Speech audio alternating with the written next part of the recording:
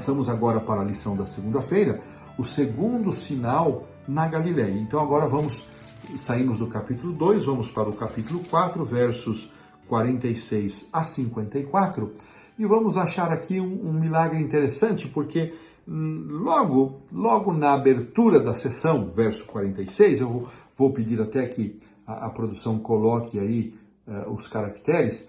Dirigiu-se de novo a Caná da Galileia, capítulo 4, 46, onde da água fizera vinho. Ora, havia um oficial do rei, cujo filho estava doente em Cafarnaum. Olha que interessante, muita informação num único verso. João faz questão de relacionar o que ele vai descrever agora com o milagre de Caná da Galileia. Jesus realiza o milagre em Caná, depois ele se demora um pouco mais na Galileia, depois ele vai para a Judéia e volta depois para a Galileia.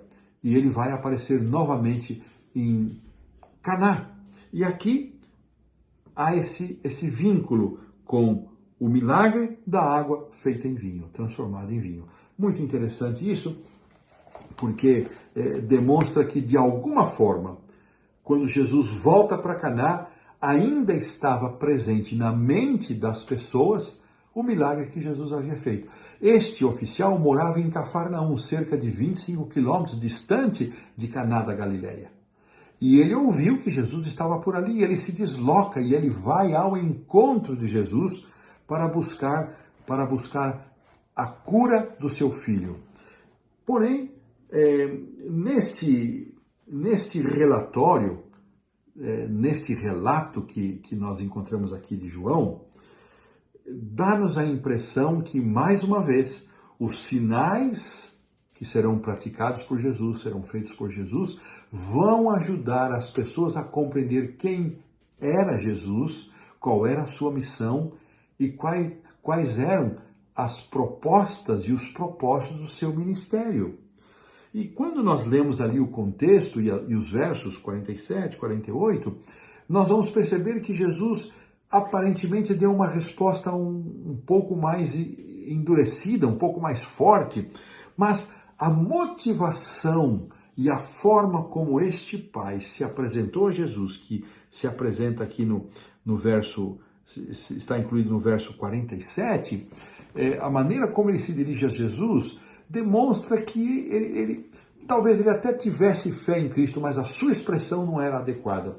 E Jesus, então, lendo o seu coração, ele vai responder a este homem de que se sinais e prodígios não fossem vistos, eles não creriam. Então o homem se dá conta de que o seu interesse maior não deveria estar posto no milagre que Jesus realizaria em favor do seu filho, e sim, um milagre deveria acontecer na vida dele, deste oficial, para que ele de fato cresce verdadeiramente em Jesus. Que coisa interessante.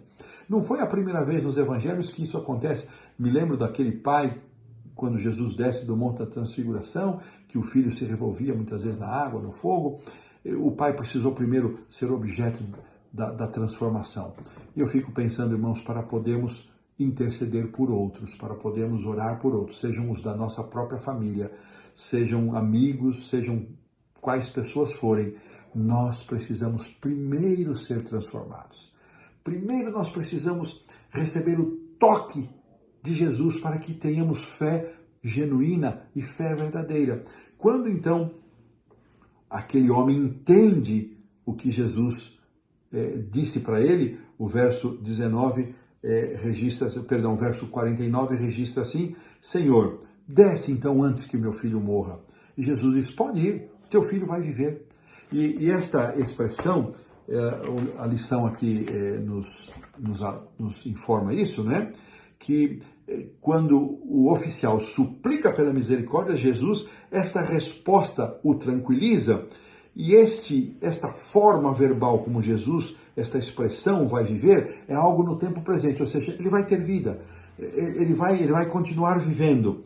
Esse uso é chamado de uso do presente futuro, ou futurista, que é um evento futuro, mas relacionado com com tanta certeza como se ele já estivesse acontecendo no presente. Então, Jesus dá esta certeza àquele oficial. E uma coisa interessante, a forma como termina, o oficial se tranquilizou, os versos nos dizem isso, e depois então ele volta para sua cidade, e no dia seguinte, então, nos parece que ele ficou completamente tranquilo de que a palavra de Jesus teria sido se cumprido, e ele então chega e pergunta a que hora a febre o havia deixado, e eles respondem a hora 7, e ele reconhece que exatamente foi essa a hora, cerca de 1h da tarde, quando Jesus pronunciou a promessa e a bênção da cura do seu filho. E aqui termina a sessão dizendo que este foi o segundo sinal, verso 54, que Jesus fez depois de vir da Judéia para Galiléia. Então, primeiro ele faz o sinal em Caná, depois ele volta lá para a Judéia, retorna para Galiléia e realiza esse segundo sinal, e João faz questão de conectar os dois eventos ocorridos em Caná.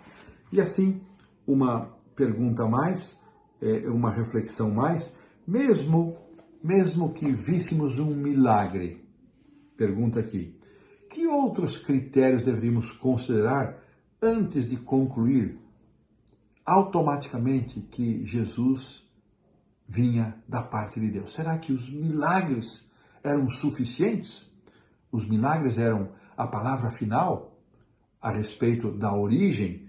Se nós pensarmos um pouquinho, a lição vai comentar isso um pouquinho mais adiante, não sei se em qual dos dias, mas o milagre ele poderia ser um ato sobrenatural que poderia ter origem diferente.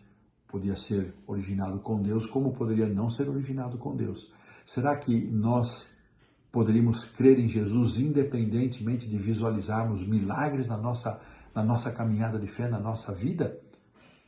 Fica aqui a pergunta para a nossa reflexão, e com isso nós colocamos um ponto final na lição da segunda-feira.